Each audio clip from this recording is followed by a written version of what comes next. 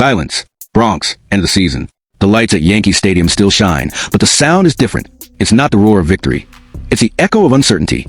The bullpen, once a symbol of confidence, is now synonymous with tension. One mistake, one poorly placed pitch, and an entire city holds its breath. Because here, in New York, every inning counts. Every outweighs heavily. Luke Weaver, last year's unlikely hero, now lives on the other side of the coin. From sensation to doubt. From reliable closer to September mystery. And as he prepares to test the market, an old ghost resurfaces. The fear of seeing him wearing red at Fenway Park. The fear of seeing him on the other side. But this story isn't just about Weaver. It's about the weight of wearing the pinstripe. About how a roster that seemed reborn now has to reinvent itself once again. Because while the pitchers crumble, the infield also breaks apart. And the name of a legendary third baseman begins to echo through the halls. Nolan Arenado. The Yankees know. Either they climb back to the top now, or they risk diving into another decade of almost. And time, in New York, is always merciless. So, when the rival moves, when rumors cross the I-95 line, when the Red Sox appears as a threat and the Cardinals as an opportunity, every decision turns into history. And every name, whether Luke Weaver or Nolan Arenado, becomes a symbol of hope or regret. Leave a like, subscribe, and comment what you think. Because this space belongs to us. Because what comes next changes everything. News 1. There are moments in New York that aren't just about the game. They're about redemption. About rewriting your own name after being forgotten. At the end of 2024, Luke Weaver lived that moment. The whole stadium roared when that man, with a calm look and a cold arm, walked out of the bullpen and simply took over as the Yankees' closer. Clay Holmes, until then the owner of the ninth inning, watched from afar. And Weaver, the guy who had bounced around half the league's franchises, finally found a home. It was a perfect tale. The former starter who reinvented himself as a high-pressure specialist. The man who arrived quietly and ended up as a hero on October nights. But baseball has a short memory, and the patience of the Bronx crowd even shorter. Fast forward to the 2025 season. The bullpen that seemed unbreakable the year before starts to crack. Weaver, the same arm that closed games with surgical calm, now struggles to find command. September arrives, the month when champions are forged, and his ERA explodes to 9.64.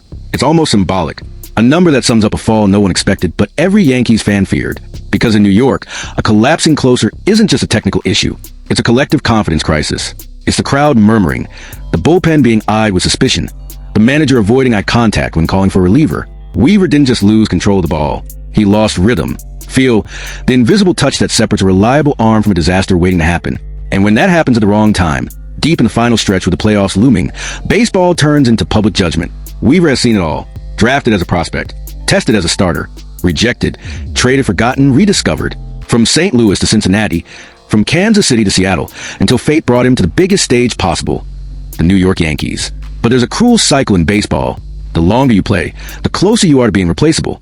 And now, about to enter free agency, Weaver finds himself at the crossroads of his career. At 32, he's no longer seen as potential. He is what he is. A 10-year veteran with flashes of brilliance and catastrophic lapses. And this is exactly where the story turns dramatic.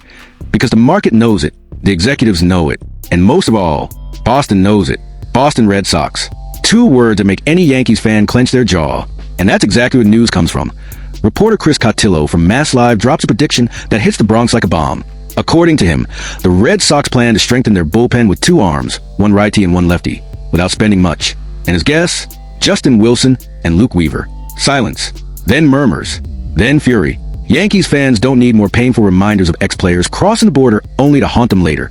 The list is long. Whitlock, Chapman, Ref Snyder. Now Weaver? The same guy who revived his career in the Bronx? The irony is almost poetic and painful. From Boston's point of view, the prediction makes sense. The Red Sox ended the season with a bullpen ERA of 3.41, the second best in the league. Chapman and Whitlock were pillars, but there's a pattern. They know how to get the most out of imperfect arms. Weaver, under the right structure, could be exactly the kind of project Boston loves. A low-cost veteran with track record of clutch performance and potential for a rebound. Besides, the Red Sox have a curious habit. They love turning ex-Yankees into symbols of revenge. It's psychological, cultural, historical. And for Weaver, go to Boston would mean more than just a contract. It would be a silent statement of revenge. Oh, you let me go. Now watch me shine on the other side. ERA 9.64 in September. But before that, during the first half of the season, Weaver held a solid average, around 3.15, with control whip and good strikeout rates. The problem came with fatigue, with the heavy schedule, with too many innings for someone not used to the closer role. He was used up to the limit. And when the limit came, the arm gave out. The Yankees knew it. Aaron Boone knew it. But in the middle of a playoff race, who would dare pull from the mountain man who saved the team the year before? Weaver became a victim of his own success. The bullpen, Worn down, collapse with him. The offseason arrives. Brian Cashman, under pressure from fans and the media, must make hard choices. The bullpen is one of the team's biggest holes, but spending big on relievers is always risky. With his recent history and age, Weaver will hardly be a priority. But letting him go to Boston? That's different. That has an emotional cost. The Yankees don't want to strengthen a rival, but they also can't pay for nostalgia, not for a reliever who might already be past his prime. It's the classic modern baseball dilemma, reason versus emotion. And in New York, emotion usually shouts louder. The Red Sox are in an interesting phase. With young talents emerging in a bullpen that exceeded expectations, the team needs depth, not stars. And in that scenario, Weaver and Wilson would be ideal pieces. Complementary, experienced, inexpensive. But there's something deeper. The symbolism of loyalty turn around. When an ex-Yankee puts on red, he carries the anger of rejection. Chapman felt it. Whitlock lives it. And Fenway loves that energy. Imagine the scene. Luke Weaver takes the mound, ninth inning. Yankees at bat. Fenway on fire. Strike one. Strike two. Silence in the Bronx. Weaver smiles. It's the kind of scene baseball writes with cruel perfection. More than technique, the bullpen lives on confidence. A reliever has no time to think. He comes in, executes, and lives with the consequences. Weaver, in 2024, had that instinct. In 2025, he lost it. But sometimes, the environment is the real villain. The Bronx is a pressure cooker. Every mistake is amplified. Every misplaced pitch becomes talk show fodder. Boston, for all its rivalry, has a different atmosphere. More controlled, more experimental, more focus on development. It's possible that Weaver, away from the constant pressure of Yankee Stadium, could regain the control he lost. And that, paradoxically, is what scares New York the most. In recent years, the Yankees bullpen has been a roller coaster. From Chapman to Britton, from Holmes to Connell, the team has never found long-term stability. And Weaver, who seemed to be the answer, ended up as just another chapter of inconsistency. The problem isn't just technical. It's structural. Overuse, undefined roles, constant turnover. No pitcher can thrive amid uncertainty. And the result is clear. An expensive, unstable, emotionally drained bullpen. Meanwhile, Boston, the rival, gets better results spending less and trusting consistency of its system. Weaver will test the market. He'll likely get offers from mid-tier teams. Maybe St. Louis, maybe Minnesota. But Boston is a hot rumor. And if it happens, it'll be a double blow, symbolic and tactical. For Yankees fans, the pain is predictable. They've seen this movie before. And they know how it ends. A former Bronx player shines for the rival, while New York searches for answers and blames fate. But maybe that's a lesson. Weaver isn't the problem. He's a symptom. The symptom of a system that spends, demands, pressures, but rarely protects its own heroes. Imagine the setting. Fenway Park. Series finale. Yankees versus Red Sox. Luke Weaver on the mound. On the other side, Aaron Judge steps up. From the dugout, Aaron Boone watches. And on the broadcast, the announcer says, a year ago, he was the Bronx's man of trust. Today, he's trying to close a coffin on his former team. The stadium erupts. Fate once again smiles with irony. Because in baseball, as in life, sometimes the same arm that saved you is the one that condemns you. And while Weaver decides his own future, the Yankees front office faces another dilemma. Who will protect the infield? Because the next move isn't about the bullpen. It's about leadership, defense, and identity. And one legendary name begins to echo: Nolan Arenado. News 2, Bronx, fall of 2025. The stadium falls silent, but Brian Cashman's offices don't sleep. The city demands answers. The media demands change. And the front office, still burning from the division series elimination, knows there's no more room for projects. The time has come to bet on names, not promises. The wound is exposed. Third base has become a hole. DJ LeMahieu, once a symbol of consistency, was designated for assignment in July. From that point on, the team improvised, utility players, rotation, a patchwork that never worked. The Yankees became a giant with feet of clay. And in baseball, that costs dearly. It's in this context that a name returns to the table. Nolan Arenado, the St. Louis Cardinals veteran, owner of 10 Gold Gloves, begins to rethink his future. St. Louis is diving into a rebuild. Arenado, at 34, knows time is running out. And the Yankees, searching for stability and leadership, see a golden opportunity. A trade of convenience. A marriage of needs. On one side, a team that wants to be champion again. On the other, a franchise that wants to start over. The foundation is already there. The previous year, Arenado had listed New York as one of his approved trade destinations. Now, with Chaim Bloom running the Cardinals and a clear rebuilding plan in place, the doors are wide open. Arenado is no longer the offensive monster of 2019, when he hit 38 home runs, but he's still the kind of player who changes a locker room's atmosphere. In 2025, he posted a .237 average, 12 home runs, and a .666 OPS in 97 games. Modest numbers, until you consider what he brings beyond stats. Elite defense, leadership, and instant respect. The Yankees don't need another slugger. They need an anchor. And Arenado is exactly that, an anchor. Picture it. Judge in the outfield, Arenado at the hot corner, Rizzo or his successor, holding down first base. It's the backbone of a team refusing to play the role of side character in its own league. And best of all, the contract is manageable. $27 million in 2026, $15 million in 2027. For a franchise like the Yankees, that's affordable, especially considering what he provides: stability, experience, and defense that changes games. But nothing in New York comes without a cost. To bring in Arenado, the Yankees must offer something St. Louis wants more than anything: youth and potential. Carlos Lagrange, Brendan Beck, Ben Rice, and $10 million in cash. 3 names, 1 bet, and a check. Lagrange, a 21-year-old standing 6 feet 7 inches, is a prototype of the modern pitcher. Fastball above 90 miles per hour, a devastating curve, and impressive command for his age. The kind of talent St. Louis loves to develop. He's the centerpiece of the deal. Brendan Beck is the ideal complement. Experienced, polished, from a system that values tactical execution. He's the kind of player ready to compete for a rotation spot and stay there for years. And then Ben Rice, the wild card, a left-handed hitter with real power.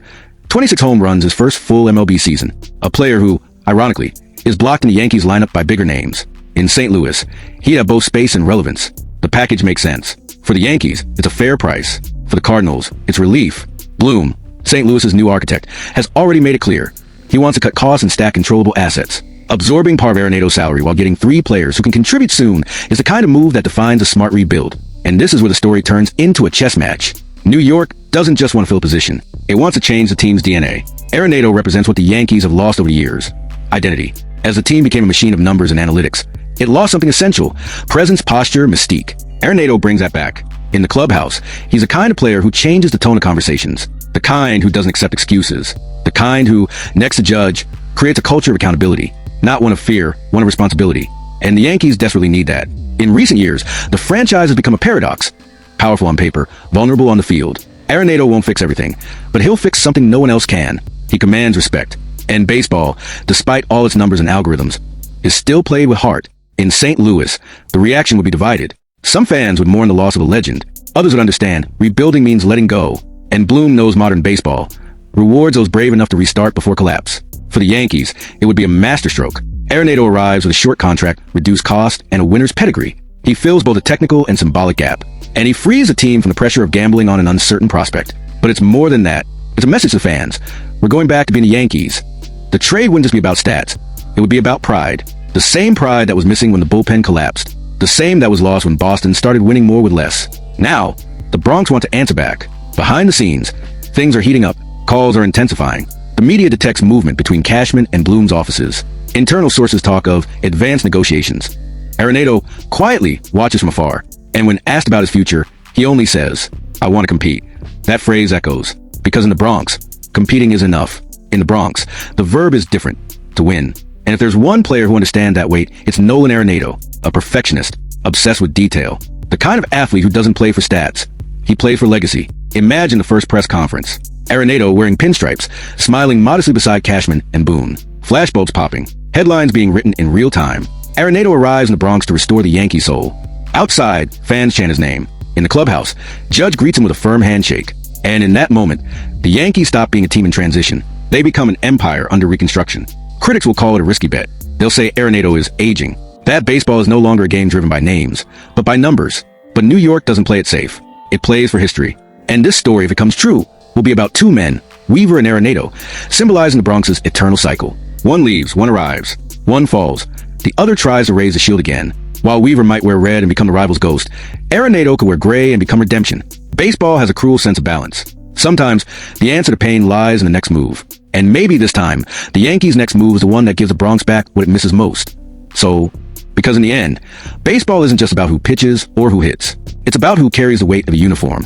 And in New York, that weight is the heaviest of all. The Yankees need a new face, a new leader, a new symbol. And maybe, just maybe, that symbol is already ready to leave St. Louis for the Bronx.